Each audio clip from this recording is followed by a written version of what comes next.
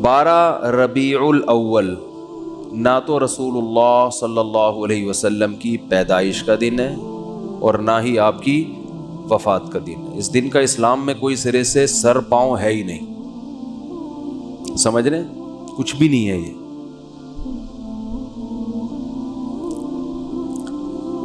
کیوں نہیں ہے؟ اتنے لوگ مناتے ہیں, اتنے لوگ کرتے ہیں. لوگوں کے منانے پر گورنمنٹ کی طرف سے کوئی پابندی نہیں ہے, اس لیے مناتے ہیں لوگ. اتنے سارے علماء کی تقریریں آتی ہیں اس دن کی فضیلت پر, تو وہ اس لیے آتی ہیں کہ تقریروں پر بھی گورنمنٹ کی طرف سے کوئی پابندی, بولو بھائی, نہیں. تو لوگ دیکھتے ہیں گورنمنٹ کی طرف سے پابندی ہے یا نہیں ہے, اس کو فوکس کرتے ہیں. شریعت کیا کہتی ہے یہ تو وہی فالو کرے گا نا جو شریعت کو فالو کر رہا ہو, جو دیکھتا ہو کہ قرآن و سنت کیا کہتے ہیں. ائمہ مجتہدین جن کی قرآن و سنت پہ گہری گرفت تھی وہ کیا کہتے ہیں, وہ اخپل طریقے سے اسلام کو پیش, بولو بھائی, نہیں کرے گا. اخپل طریقہ نہیں چلتا. آج بہت سے معاملات میں پتہ ہی نہیں چل رہا ہے کہ ان کا لائف اسٹائل یا ان کا مذہب ہے کیا. اخپل طریقہ تو ہر ایک کا, بلوچوں کی الگ روایات ہیں, مہاجروں کی الگ ہیں, پنجابیوں کی الگ ہیں, پٹھانوں کی الگ ہیں. تو اخپل کو لے کے چلنا ہے تو پھر تو ہر قوم کا الگ کلچر, ہر قوم کی الگ روایات. اسلام کو دیکھنا ہے تو پہلے میں 12 تاریخ کے بارے میں آپ کو بتا دوں. ہمارے پاس جو دلائل ہیں وہ سب سے پہلے قرآن ہے, ایسا ہی ہے نا. الحمد سے لے کے والناس تک پورے قرآن میں کہیں بھی نہیں لکھا ہوا کہ نبی صلی اللہ علیہ وسلم 12 تاریخ کو پیدا ہوئے تھے. آپ کہہ سکتے ہیں تو بہت سی چیزیں نہیں لکھی, تو چلو جو نہیں لکھی وہ پھر حدیث میں آتی ہیں. احادیث ہم دیکھتے ہیں تو کوئی ایک صحیح روایت بھی, صحیح حدیث بھی اس بارے میں نہیں ہے کہ آپ صلی اللہ علیہ وسلم 12 ربیع الاول کو پیدا ہوئے.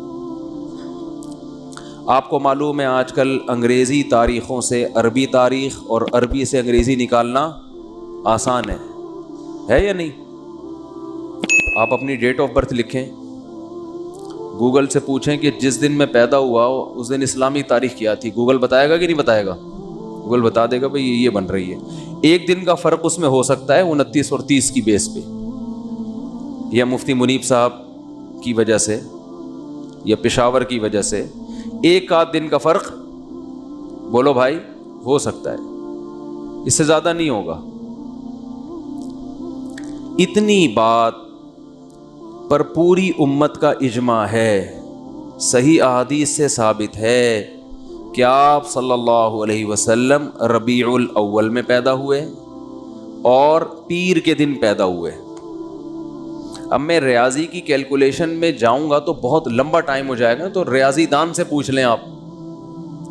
تو جس سال آپ صلی اللہ علیہ وسلم کی پیدائش ہوئی وہ آپ کی وفات سے 63 سال پہلے تھا. راجح قول کے مطابق 63 سال کی عمر میں آپ صلی اللہ علیہ وسلم کا انتقال ہوا. اور اس سے پچھلے سال آپ نے جو حج کیا وہ حج جمعے کا دن تھا, تو جمعے کے دن 9 ذی الحجہ, اور اس سے اگلے سال آپ صلی اللہ علیہ وسلم کی وفات ہوئی ربیع الاول میں. تو کیلکولیشن کرنا آسان ہو گیا کہ نہیں ہو گیا؟ تو کیلکولیٹ کر کے دیکھیں گے اور 62 سال پیچھے جائیں گے تو کیلکولیشن کے حساب سے 12 تاریخ پیر کے دن, بولو بھائی, نہیں بیٹھ رہی. لیکن چلو کوئی ریاضی دان کھینچ تان کے کچھ 62 کو 63 کر دے, 63 کو 64 کر دے, کچھ کر آ کے چلو فرض کر لو کہ بھئی امکان تھا. تو ہم تو سب سے پہلے کسی بھی واقعہ کے لیے مورخین کو فوکس کرتے ہیں یا حدیث کو.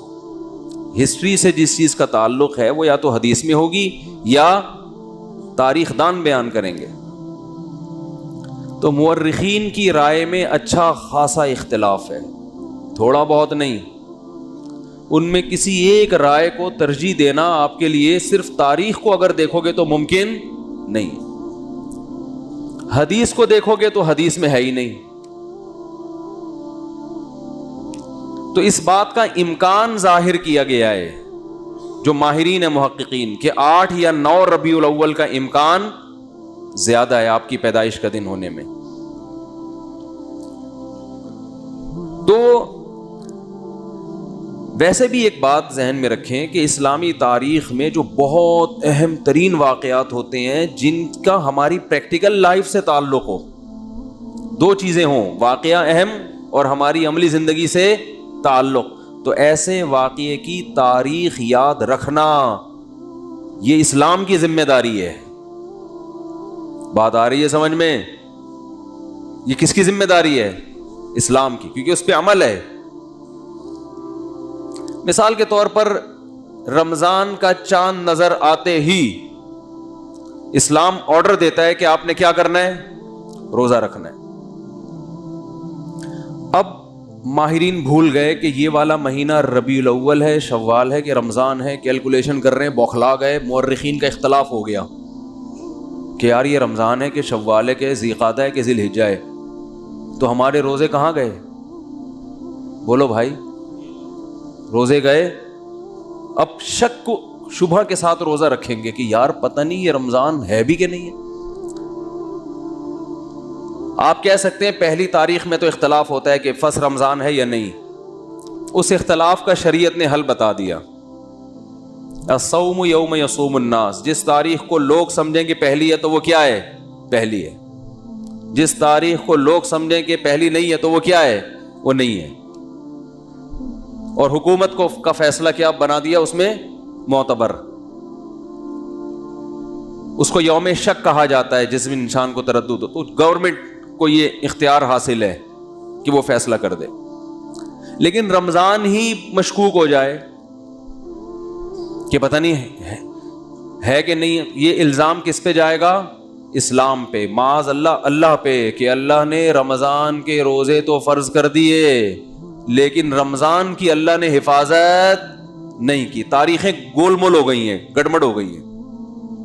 آپس میں اتنے فرقے بن گئے کہ ان فرقوں کی وجہ سے اب تاریخ کا ہی نہیں پتہ چلتا کہ یہ رمضان ہے یا شوال ہے. بیچ میں اتنے فرقے پیدا ہو گئے.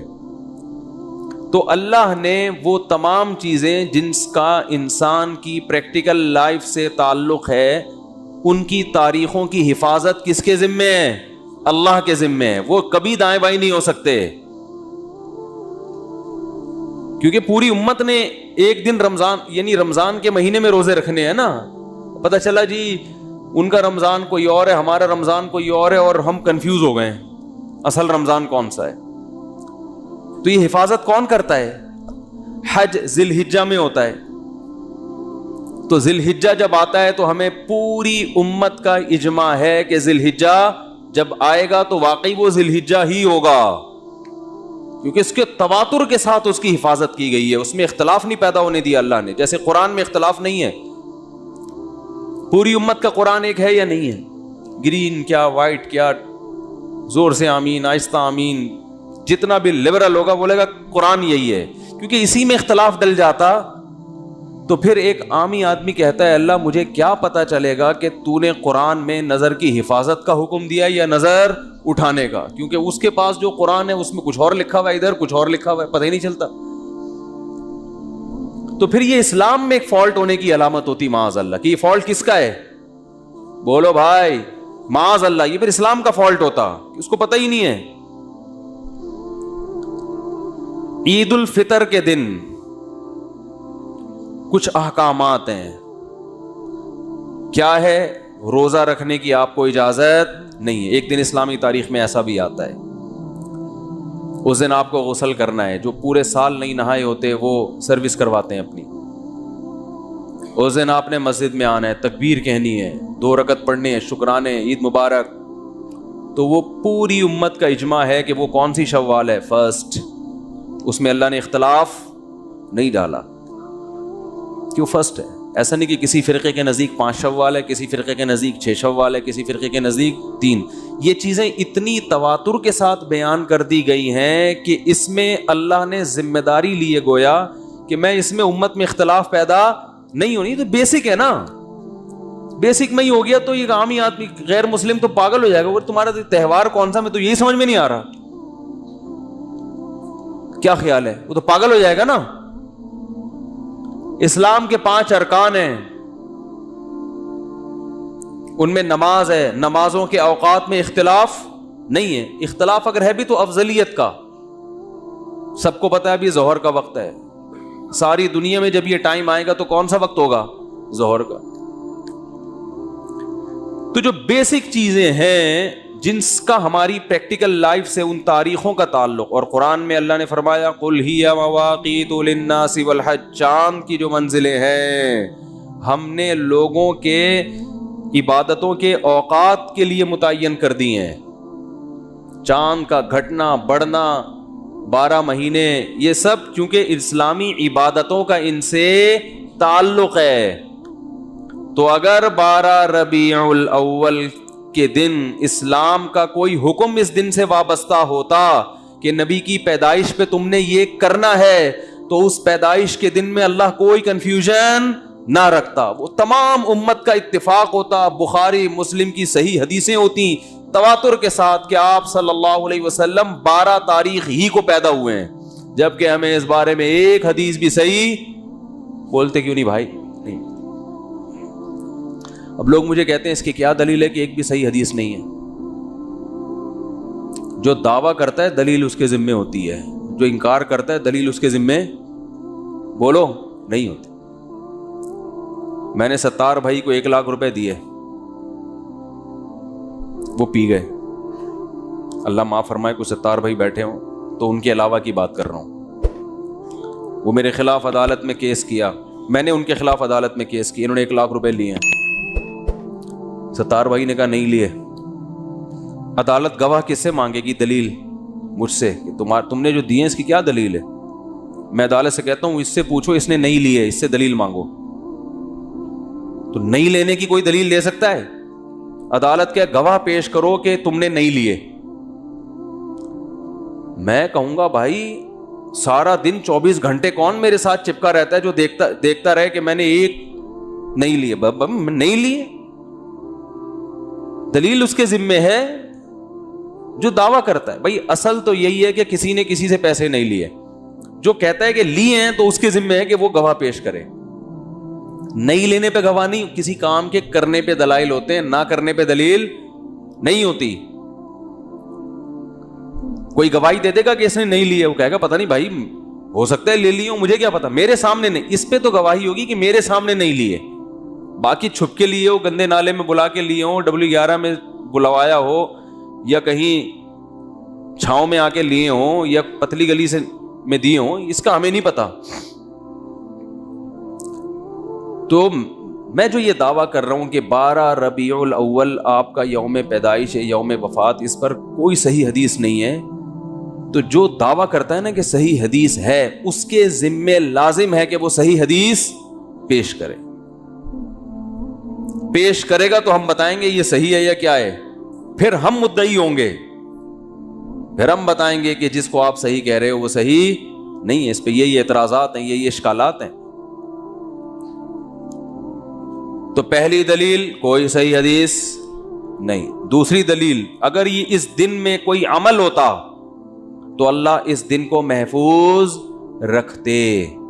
سمجھ رہے ہیں, اس میں امت میں اتنا بڑا اختلاف نہ ہوتا. تیسری بات جو میں جلدی مختصر بیان کروں گا, میں پھر میں آیت کی تفسیر کو آج زیادہ فوکس کروں گا. تیسری دلیل یہ ہے کہ دیکھو رسول اللہ صلی اللہ علیہ وسلم نے پیر کے دن روزہ رکھا ہے. صحابہ نے پوچھا آپ کیوں رکھتے ہیں, آپ نے فرمایا میرا یوم ولادت ہے. تو آپ نے اپنے یوم ولادت میں روزہ رکھا پیر کے دن, 12 ربیع الاول کو نہیں, 12 کو یا 9 کو یا 8 کو نہیں. کس دن رکھا, پیر. حالانکہ آپ صلی اللہ علیہ وسلم کی عادت شریفہ یہ تھی کہ کسی کے یوم ولادت کو آپ کسی بھی لحاظ سے اہمیت نہیں دیتے تھے, لیکن پھر بھی پیر کے دن کو آپ نے اہمیت دے کے روزہ رکھا, جو اپنے مزاج کے خلاف کیا آپ نے یہ کام.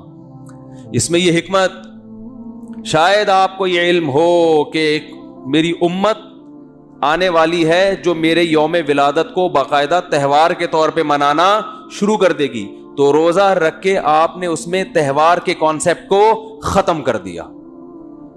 کیونکہ کسی بھی قوم کا روزہ اور تہوار ایک دن میں جمع نہیں ہوتا. رمضان ختم ہوتا ہے تو عید آتی ہے، رمضان میں عید نہیں آ سکتی. ارے عید جو ہے، عید جب روزے ختم ہوتے ہیں تو عید ہوتی ہے نا، اور ایسے ختم ہوتے ہیں کہ اس دن روزہ رکھنا بھی حرام ہو جاتا ہے. تو یوم ولادت کو آپ نے روزہ رکھ کے بتا دیا کہ اس میں سیلیبریشن کا کوئی تصور نہیں ہے، اس کو سیلیبریٹ نہیں کیا جا سکتا، یہ تہوار نہیں ہے. تہواروں میں روزے نہیں رکھے جاتے. عید الفطر تہوار، بقرعید تہوار، جمعے کا دن بھی ایک قسم کا تہوار ہے جس میں سب جمع ہوتے ہیں. تینوں دن میں روزہ رکھنا منع. عید کے دن تو حرام، بقرعید میں حرام، شیطان روزہ رکھتا ہے. اور جمعے کے دن حرام تو نہیں ہے، ناپسندیدہ ہے. کوئی پہلے سے رکھتا آ رہا ہے تو رکھے، خاص جمعے کی فضیلت کی بیس پہ روزہ رکھے گا. صحیح ہے